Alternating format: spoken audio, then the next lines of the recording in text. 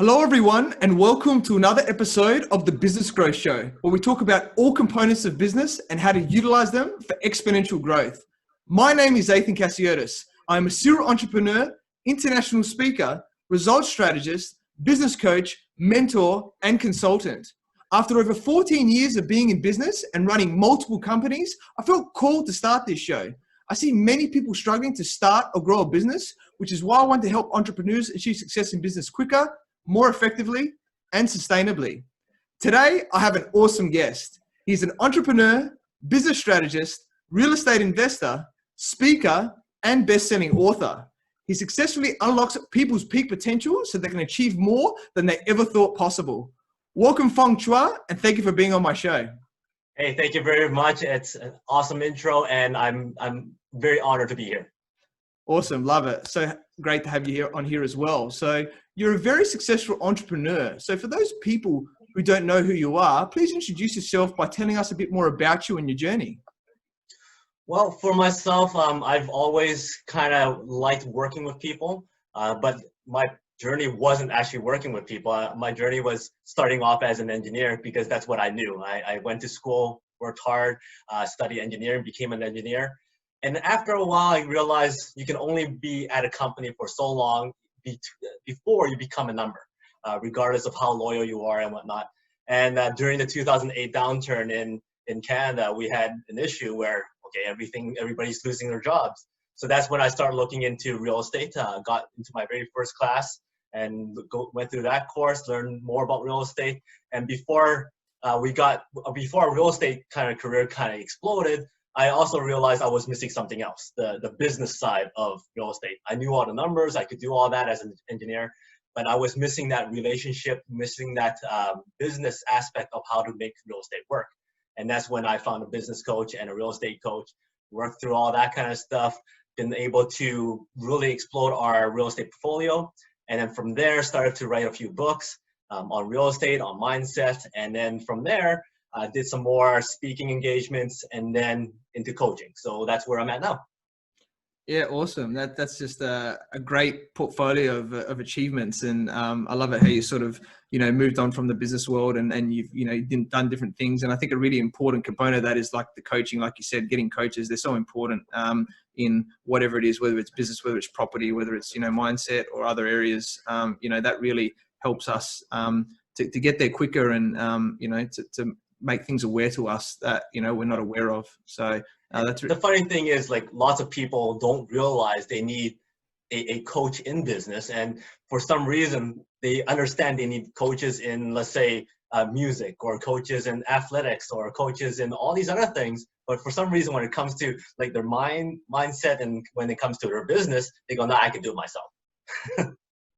Yeah, and you wonder why the statistics is like 3% of businesses succeed. And it's because of that reason. It's that there's a lot of components, a lot of fundamentals of business, and then there's the mindset component. Like you can have all these business skills, but if you've got all these blocks and limiting beliefs and things as well, then that can affect you. So that's the real key reason. So not only do you clear those blocks and you get the strategies and things, but it's also a shortcut, right? Because, failure is a good thing that we learn, right, in business, because that helps us to learn and to keep growing. We've got that mindset to keep going when we fail. But if you can learn from other people's failures, from the business, coaches and mentors and other people, you're just going to get there quicker. You don't have to make those failures yourself. Instead of taking 10 years, it could take you 1-3 years, whatever it is, because, time is the most precious resource. And, I'm sure not everyone wants to work till they're 100. At the same time, we want to do things that we love, but also being able to, get to where we want to be quicker as well. Yeah, that's true. Yeah. So that's awesome. And so, following the engineering, your journey started in property. So what types of success and how have you helped people there? Well, I've been helping other people find either their first homes, how to buy a proper home for themselves, how to negotiate it, how to find it in the right areas, how to find and understand the market, or if they wanted to go, hey, we want to buy our first home, but potentially we're going to move out somewhere else. How do we make that first home potentially an asset where they can use it as a rental property later? So then where do you look for those type of properties? How should it be set up so that it will become a good rental property for you in the future? Run all those numbers and whatnot. And then also for some people who wants to expand on how to get more than 2, 3, 4 properties, because a lot of people think that, oh, once you get 4 or 5 properties, you're shut down. No bank's going to lend to you. Well, that's not very true, because I have a lot more than 5 properties and I'm able to make it work. So it's just a matter of how do you strategically plan on building your real estate portfolio and then talking to the right people to get it done. Yeah, definitely. That's really important. A lot of people think, they got the old school mentality of the parents of like, oh, you just buy a property and then that's it. I just pay it off. Whereas that's not really going to, set you up, for wealth. And it's not, just to be wealthy and to be rich, but you want to have the freedom and the cash flow to be able to, so you don't have to, work for the rest of your life, and everything else like that. So property is a really good vehicle. So that's really awesome. It also opens up a whole lot more opportunities for you and options, right? So for instance, if you have one property and you've been building that property up for a good 4 or 5 years, then all of a sudden you have this asset that you could potentially leverage off of, get a line of credit, borrow some money off of it, and you could do something else. If you didn't have that to begin with, then yeah, you're stuck. You're stuck with either borrowing more money from the bank or asking people to work with you, whatnot. But now you have an asset that grows in value or grows with regards to appreciation or mortgage pay down or whatever it is, and you can access those funds and do something else. So it opens up a whole lot more options for you to consider. Yeah, no, so true. And I think, as entrepreneurs, we're always open to opportunity. And a lot of people don't really think like that. It's normal people, right? And it's really important, because how can you leverage your assets, whether it's your business, whether it's property, whether it's other people, and the connections that they have is really important. And once you open your mind up to that, it's amazing, like the opportunities that come your way, and you start to sort of put dots together and go, okay, well, I can use this for that, and then connect this person to this person, or I can do this deal. And it's really amazing how that goes where. So it comes down to leveraging your mind too, right? Coming up with creative strategies. How do you connect one thing to another? One example I have with regards to real estate is I had my mortgage broker give me a call, and she goes, "Hey, are you interested in fourplex?" I'm like, "Of course, all the time." And then she went through the details and all that kind of stuff. But at the time, I didn't have enough liquid cash to go, "Hey, let's get this done."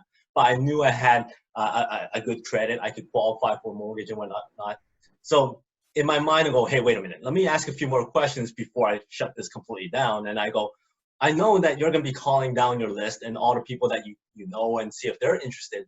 So if you find somebody who can actually come up with cash and want to partner on it, hey, let me know, because I could work with them on it if they're open to it. Then that question actually led to another question, that is, wait a minute, who's actually selling this property? And she goes, well, it's her parents. I'm like, hey, how about this? Ask your parents if they want to do a vendor take back and become a partner in this property. So in the end, I got the property, a fourplex, with no money down. So they became part of the project. They're part owners of it, and then we have a joint venture agreement done together. And yeah, I manage the place. I have a fourplex, and it's been working very well. So it's leveraging your mind, leveraging people, leveraging your skill sets, so you're able to come up with different solutions without saying, hey, no, I can't do it. Well, always ask, what if I can't do it? How do I get it done? Yeah, I love that. And, I guess leveraging the mind, like you said, is really important. Doing that and how can I make that happen? And that sort of leads into that, peak potential element. And so a lot of people sort of, I guess, see it a bit different of that term. So, in your eyes, what does peak potential mean to you? Well, personally, I believe that your peak potential is something that's always growing, something that's always just a little bit out of reach, because once you reach your peak potential, guess what? You have more, you have more experience, you have more knowledge, you have more skill sets that raises that bar a little bit more. So the thing is, when I say, hey, I help people unlock the potentials, it's really to go, hey, I'm going to challenge people with regards to what they would like to do, what their goals are, and then suggest different types of challenges so that they can go, hey, this is possible. I can do this. I can write a book. I can go and buy rental properties. Whereas beforehand, they didn't think that was possible. and they just block out their mind saying that's not doable. But when they work with me, I go, okay, now I know you think this way, but how about let's think about it a little bit differently. What if we did this, this, and this? Do you think you're able to buy that first rental property? Okay. What if we break everything down? Do you think it's possible for you to actually write that book? And all of a sudden they go, yeah, I can do that. I can reach that goal. I can reach that potential. And then once we hit that mark, I'm like, okay, here's something else you can think about. And we keep on raising the bar. Yeah, no, that's awesome. And yeah, a lot of people, we have a, standard ceiling, I guess, on what we can achieve. And we need somebody to push us sometimes to really go, okay, this is what you can do. And especially someone that's already achieved it, right? Because then, it's possible. It's like, listen, I've done this. This is what you can do. This is the best way to do it. And then I'm going to, push you to make it happen and, give them the certainty that they can actually do it. And then the other key element of, obviously, as you know, of coaching is accountability. That's massive, because a lot of the time people say they're going to do things, but then they put them off, they get busy and all these things. But, statistics show that if you've got a coach and, you're paying them and everything for it, your chances of success of doing that is like close to 90%. Like massive. So it's you go. I actually take it on a little bit farther and go, okay, you're already paying me, but guess what? What is that award or that consequence if you don't get this done? And they come up with either different reasonings or different ideas as to what would even motivate them more. So I have a client that goes, you know what? I want to do 30 videos a week, and then also do 2 chapters of my book. And if I don't get this done, I'll pay you an additional $200 every week if I don't get it done. I'm like, okay, you set it up. I'll hold you accountable to it. I'm like, it's fine with me. I have other clients who go, well, I'm going to take my vacation day every single week that I don't get my book done. And I hate taking vacation days to not go on vacation. So that's motivation for me. I'm like, that's fine. You set it up. I'll hold you accountable. So always find out what is that award or that consequence that will also push them forward to be even more motivated. And consequences are good. Sometimes motivation is better, where they get an award for something that they want to achieve. So whichever way works for that individual. Yeah, definitely. That's really awesome. And I like that you're asking them to do it. And everyone's got different buttons, like you said, towards the pleasure or the pain, so to speak, of things. And whether it's monetary or not, or whether it's, not doing the things that they like doing. So I really love that. And it's amazing, the performance you can get out of people and the results when they're like, oh shit, I got this thing due tomorrow. I've got a few hours. I just got to get it done. Otherwise this is going to happen. And then bang, you keep doing that and it just compounds over time, which is awesome. And then, so I guess in terms of yourself, like obviously, you'd be high peak performance, you're coaching people on that. So what types of, rituals and strategies do you implement on yourself to ensure you stay at your peak performance? Well, I make sure that I mind feed all the time, learn something different all the time. And I always ask the question, why am I doing this? Why am I liking this? Why am I disliking this?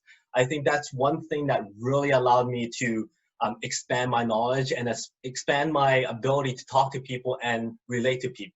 I'm a huge sucker for comics and the DC's world and the Marvel world and all that kind of stuff. And as you know, lots of entrepreneurs go, well, you should stop watching TV. You can't go out to movies. You can't do any of that stuff. So in my mind, like, but I like this stuff. How do I make this a teachable moment kind of thing, right? So there's a very big hit TV show called Flash, and I like watching that. So I start asking myself, why do I like this show so much? And then I started asking more questions of why are they so successful? Then I did some more research and I found out that within the writer's room, they have a requirement that each episode of the show needs to fulfill 3 H's. And that is humor, heart, and heroics. So something spectacular, something that tugs on your heartstrings, and something that's funny. Well, if that works for a TV show, how do I take that and implement it into my talks when I go up on stage? Am I saying something that's spectacular? Am I saying something that pulls on people's heartstrings? Am I doing something that's funny? Well, if I am, then I'm succeeding. So you can always learn something from everywhere. And if you like something, like it, and then also ask yourself why you like it so much. And then the same thing goes with the other way. If you watch something, how come I hate this episode so much? then you start asking that question. Then don't do that in your own business and don't do that in your own show. So that's what I like doing. That keeps me up to date. That keeps me motivated to learn and achieve different goals. And then the other thing I really like doing is speed up the information that's coming into my head. So for instance, if I read a book, well, I will get the audio version of that book and I bump up the speed to 2 times, and I'll just listen to it as I'm reading as I'm looking at the book at the same time. And you'll be finishing books a lot faster and actually retain a lot more than I am if I sit there and actually read it. If there's something I have to go back, I could go back. It still saves me time. But because I'm receiving information faster, that allows me to speak faster, think faster, and also if things happen out of the blue, I can react faster to something because I've trained my mind to react faster and receive information faster. So those are 2 things I do all the time. Yeah, that's really awesome. And, the first one's key about awareness, right? Is about why you're doing things, why you like things, why you don't like things. And that sort of always learning and improving mentality that you have, which is really amazing because a lot of people, don't think like that. And that is definitely really important. It's like, how can I improve? What are the key things here? Really awesome points. And that's an interesting one about the 2 times audiobooks. I don't know if I've listened to an audiobook. It depends on the speaker as well, right? Some speakers are really slow and you're like, I definitely need to speed this up, but other ones are a bit faster, but that makes sense. For videos too, right? So you can watch the podcasts or videos a lot faster. And I'm not telling you to jack it up to 2.0 times right away, right? You can start off by 1.25, 1.5. Eventually, like my goal is to get up to 3 times the speed to save more time. I love it.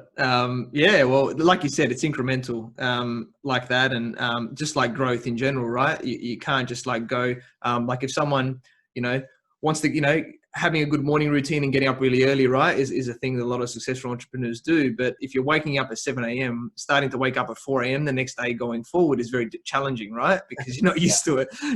So you got to work your way up. But I like that working way up there. So, and I think, a lot of us, we naturally have speed of thought, and that's a really good thing to have in the moment. Like you said, you can brainstorm, you can come up with ideas and think on your feet. And that's a cool, interesting way of training yourself to actually do that.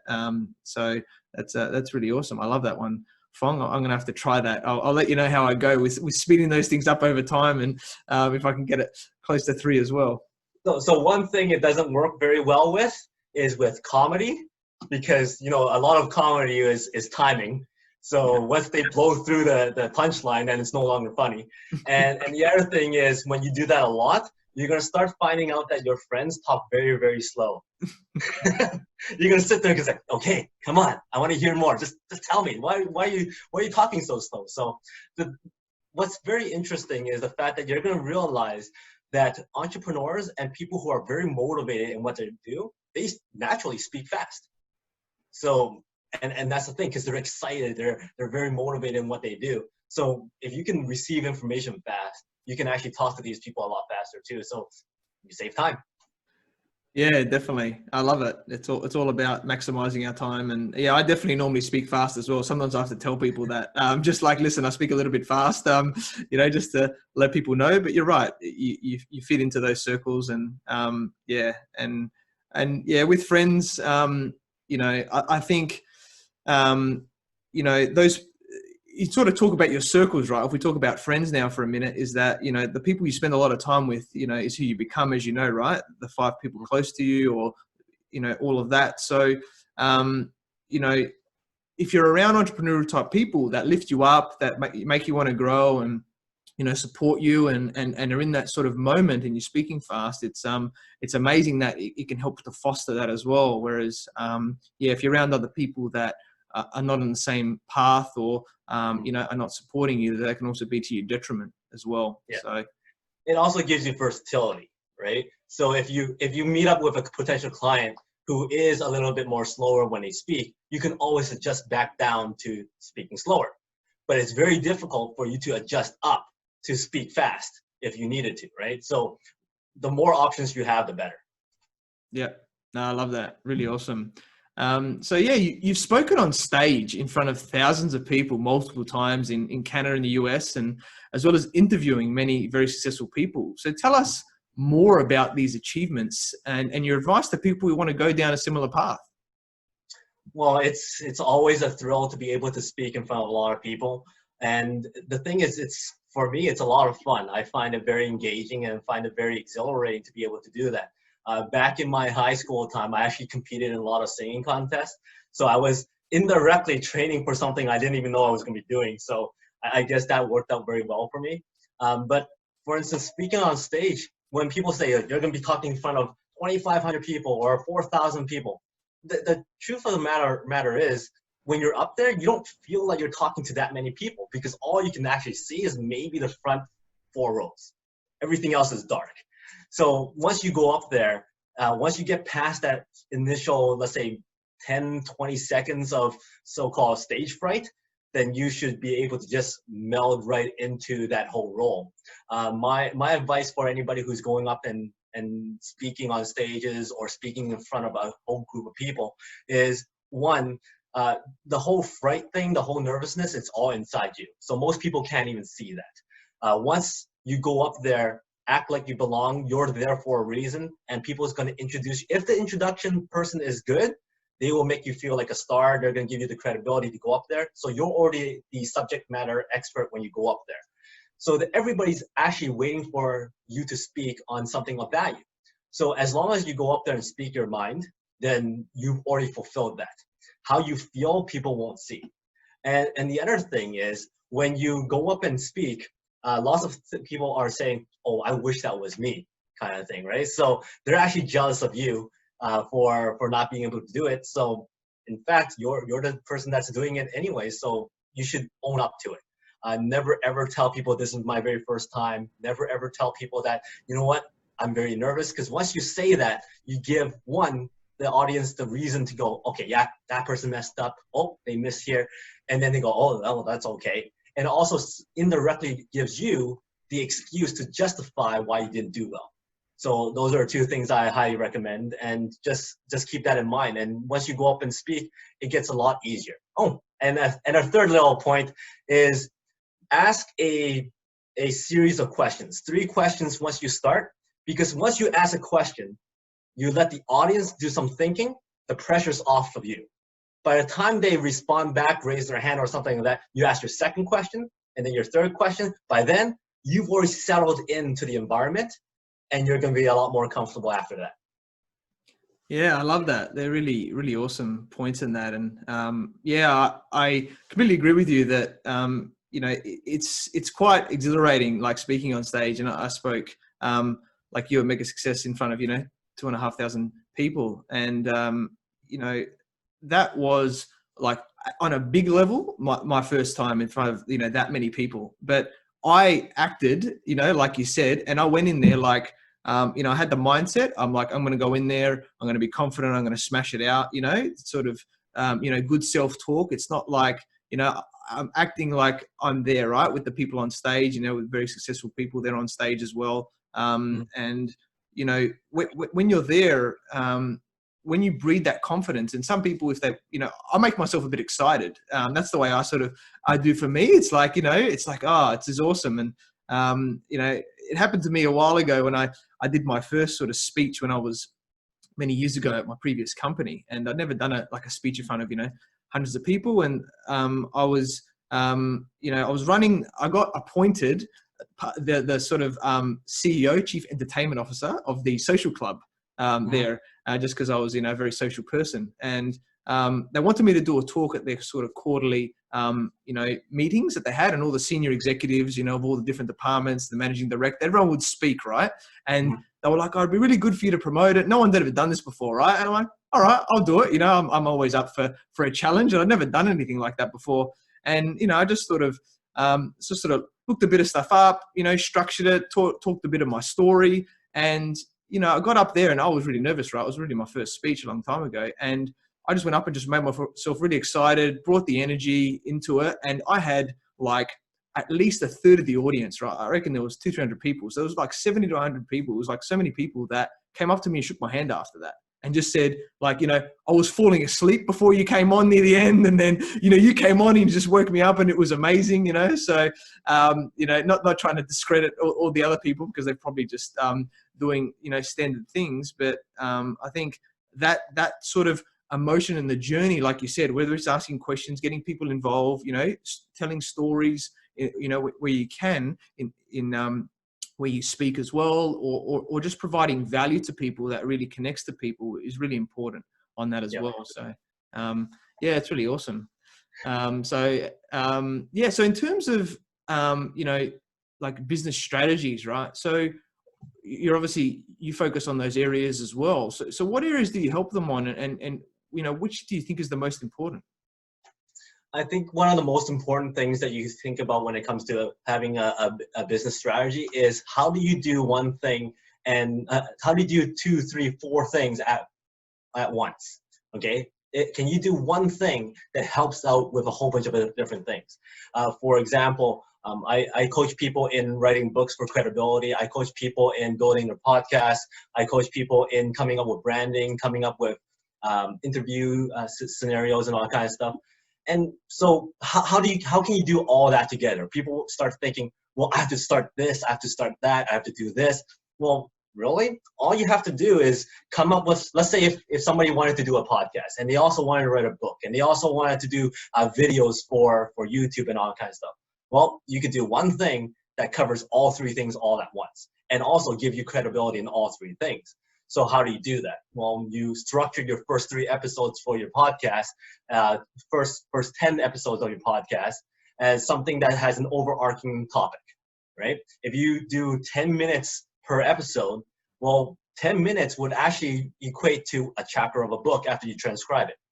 So you can actually do a talk on your podcast, which you are actually doing a video of, post that onto your YouTube channel.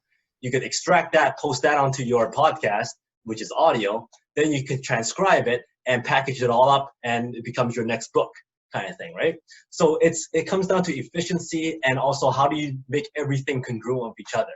And building that strategy into your business is one of the first things I do for my clients.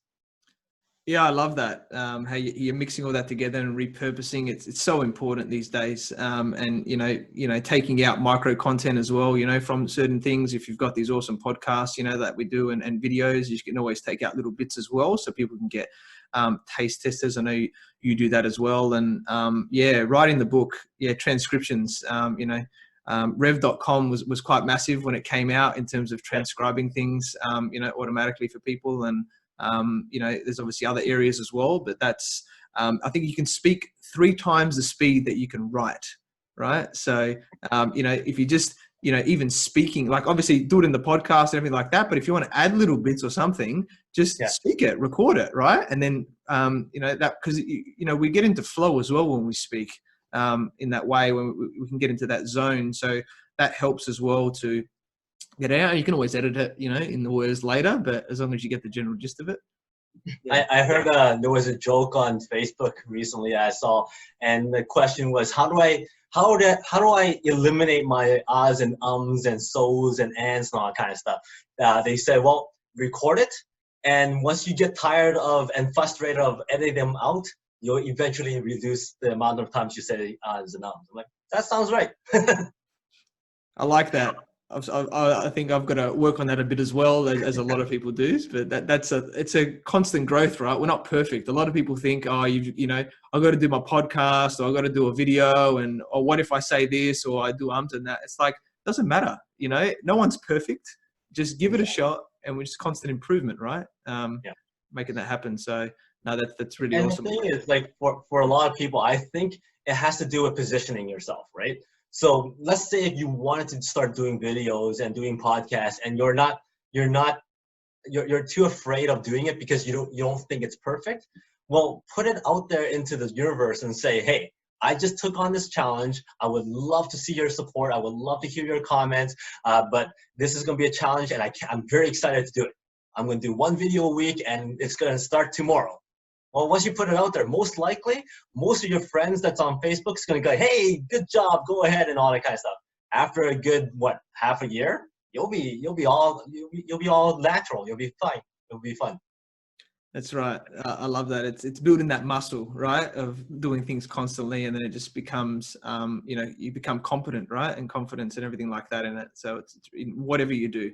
But yeah, that video thing which is awesome. So, and like if business owners, like entrepreneurs, if they feel a bit stressed or they're not at their full capacity, what do you think they can do quickly to get them back to performing, at their best as soon as possible? Well, I think when it comes to stress, if you think back to every achievement you've ever accomplished or anything that you've ever felt good about, there was stress behind that to push it forward. So stress is always either good or bad, and it's your choice to label it as good stress or bad stress. How do you think about it from a perspective of, hey, I'm going to use the stress as motivation?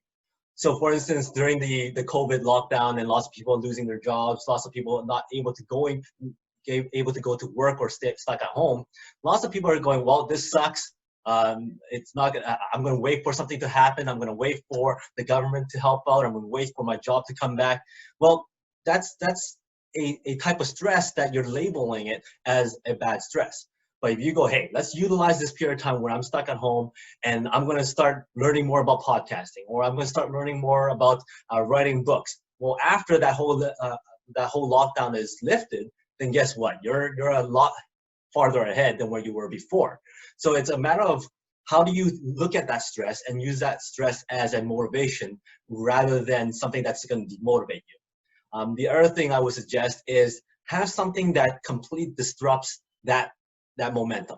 So if you're feeling down, if you're feeling unmotivated, you know what? Put on some sneakers, go outside and go for a hard run. Put on some motivation music and then just go. By the time you come back, you're gonna feel great because you've got your heart pumping, you got your mind going, and then that just disrupts that stress path. And then now you go, you know what? You have a better mindset. You could use that stress more as a motivation now, and then you can start your day that way. Yeah, I really love those things. That's really awesome. I think, putting yourself in a different environment, like you said, the stress patterns, and the way you look at stress is really awesome as well. A lot of people think it's a bad thing, but you're right. It's there's a lot of good ways, and in these times, there's a lot of opportunity out there, right? And a lot of people might think, oh, I don't know what's going on, and I'm just going to take the government checks and things to do that, or it's like, how can I make this? Like, even if you've got a bricks and mortar business, that's got a shop front, it's like, how can I turn this online? How can I pivot my business? What other ways are doing things? Can I get into other businesses that I have skills in that, is not necessarily the core business as well? That's the way you've got to think in these times. Like the Australian government, I know you're in Canada, but the Australian government is giving a lot of good stuff to people, right? You're giving businesses, helping to pay people, even giving businesses certain cash flow boosts. But you have to have a certain decrease in revenue. But my revenue spiked. I was like, I'm going hard in this time, and I was busier than I've ever been because a lot of people sort of decrease. But if you just have the mindset going, I'll do whatever it takes, make it happen. That's what you attract to yourself, and that the opportunities. So. I'm not sure sort of how it works in your world and what happened in the time for you. Oh yeah, for sure. Like for instance, doing Zoom calls is one thing that really expanded my ability to connect with many different people. I never thought that I would have clients overseas or working with partners overseas. I didn't think I was doing interviews with somebody overseas, and here I am talking to you. Right, so this whole lockdown, it really expanded my ability to connect with people, build my podcast material, do different interviews with different people, and then also allow me to more efficiently coach different clients as well. They may or may not want to come out, so we do our coaching calls online. So it allows me to be more versatile. It allows me to be more effective with my time. So this period of time has been great for me. Like I've done a lot more work than I've ever done before because I could really focus my time on this stuff rather than the day-to-day travel that we used to do. Yeah, I love that. So true. Completely agree with you on that. It's amazing that we feel sort of disconnected from people with lockdowns and things like that, but we're actually more connected than ever in another way if you look at it with online and Zoom and everything else, just whichever way you look at it. I think that there's always a need for a bit of human connection. You don't want to be by yourself for a long period, for very long periods of time, but there's still ways to connect like this and do business. Which is awesome. So really great points there, Phong. And so I guess I also found that during this period of time, it actually spiked a lot of different creativities too, right? Like if you're watching on, like lots of people go, talk shows are done because they need an audience. Well, lots of people are doing their talk shows still from their homes, but they're zooming in different people and they're singing, they're jamming, they have great music coming in from multiple different Zoom calls. I mean, that's awesome. So how do you take that creativity and put it back into your business? And you can by doing, let's say, a whole bunch of people on a coaching call, right? So it's really spiked up lots of different creativity that you never thought that you would be doing. Yeah, I love it. It's really helping everybody to think outside the box, or throw the box away, as they say. So what was your biggest failure and how did you overcome it? Well, I would say my biggest failure would be not pushing forward on something I really wanted to do. Not being open-minded with regards to what the trends are. Zoom calls are something that's been around for many, many years. And I've had a lot of people telling me, hey, you need to do Zoom. Hey, you need to do Zoom. And I'm like, no. That limiting belief in my head was that if I don't see that person face-to-face in person and have that engagement, I lose my quality. I lose that authenticity. So I never even looked into it.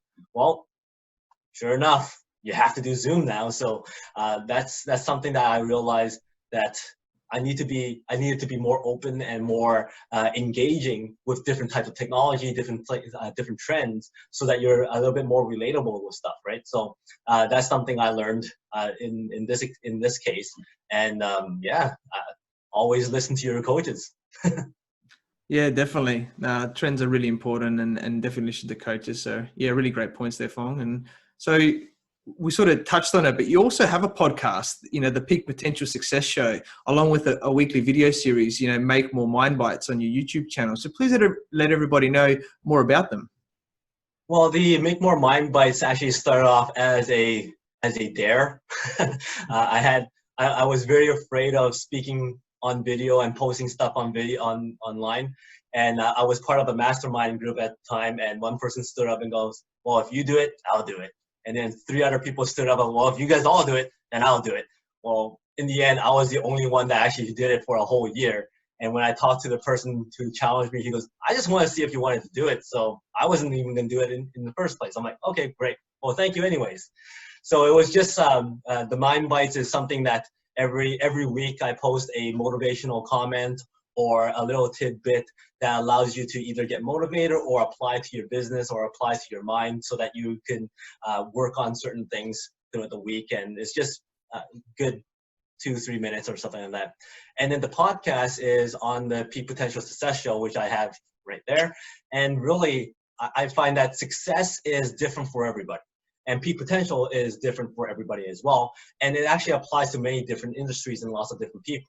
So I interview a lot of different people of different industries who are successful in their own right in those areas and have them tell their stories. So that allows me to connect with different people from different cultures, different backgrounds, different industries, so that they can relate to these different people and how they apply that kind of mindset into a business as well. So then one thing leads to another where, oh, I learned a little bit from this person. Maybe I can learn something from this person as well. So that's why I have so many diverse types of topics and different types of people and for them to share their stories.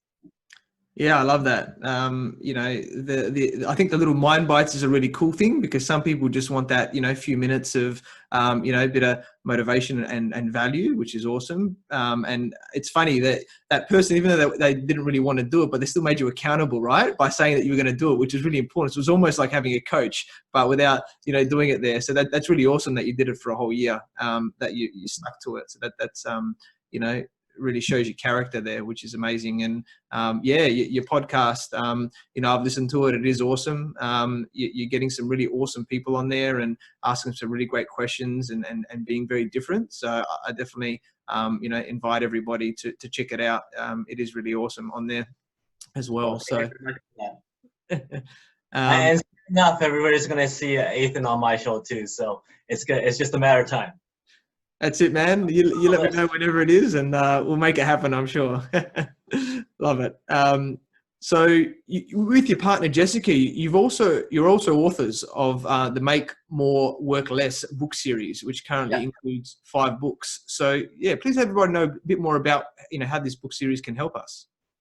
Well, the book series started off as something that I was tired of meeting up with people and explaining what I did, because that took a good 3-4 hours. So instead of going into detail of everything, I decided to write a book on how do you build your financial foundation, kind of thing. Different strategies as how to build that foundation, whether it's using insurance, using real estate, using exempt markets or commodities or stocks, whatever it is. There's a little bit of everything in that first book, and everything that I do for myself as well. So then after they finish reading that book, I can go, hey, which part of this actually really interested you? Let's focus on that. Then after you start writing one book, you start going, hey, I have more comments about this topic and that topic. So then I expanded onto a book with regards to real estate, how to find cash flow properties, one on building a good power team, one on actually effective communication, and then one on just mindset. In fact, I'm working on my 6th and 7th book as we speak. And it's just something that builds credibility and allows you to really speak about things on stage. It gives you a good platform to start off with. And yeah, it's something that I think everybody should do is write books. And if you're interested, I have a few books that I have in mind that you can take a look at. Yeah, awesome, man. That's really great points. I completely agree that, I'm in the process of writing my first proper book as well now. And I think it's probably like one of those things, once you write the first one, you're like, oh, that wasn't that hard. And then it's like, okay, what else can I give in terms of value? And like you said, it sort of comes naturally in things like that. So yeah, that's really awesome series. Definitely be great to learn more, and implore people to look at that. Because there's a lot of value out there in books and learning from people, that have achieved things on certain topics that, reach out to you that you want to learn in. So that's really awesome. We met at Mega Success in November, where you actively sought out as many people as possible to connect and provide value where you could. Your mission is to help people unlock their potential, so they can achieve their own. I'm very grateful that I met you there, and I look forward to working with you in the future and likely being on your podcast as well. Awesome. Likewise. That's one of the best things about conferences like Mega Success is you're able to network and build relationships with people who are like-minded, who are driven, who wants to grow and also wants to help and add value to other people as well, like yourself. So there's that like-mindedness. We can chat, we can build something together, we can create something together, work together. And if you don't go to places like that, we're also going to find these people, right? So it's always something to surround yourself with those people, find those conferences, find those webinars, and connect. Yeah, definitely. You never know, where it's going to lead to, right? You got to put yourself out there and just go with the flow and make it happen and create those connections. So yeah, really love that, Phong. And so yeah, thank you very much for your time today, Phong. I'm sure many people have greatly benefited from your valuable wisdom. How can people find you and get in contact with you?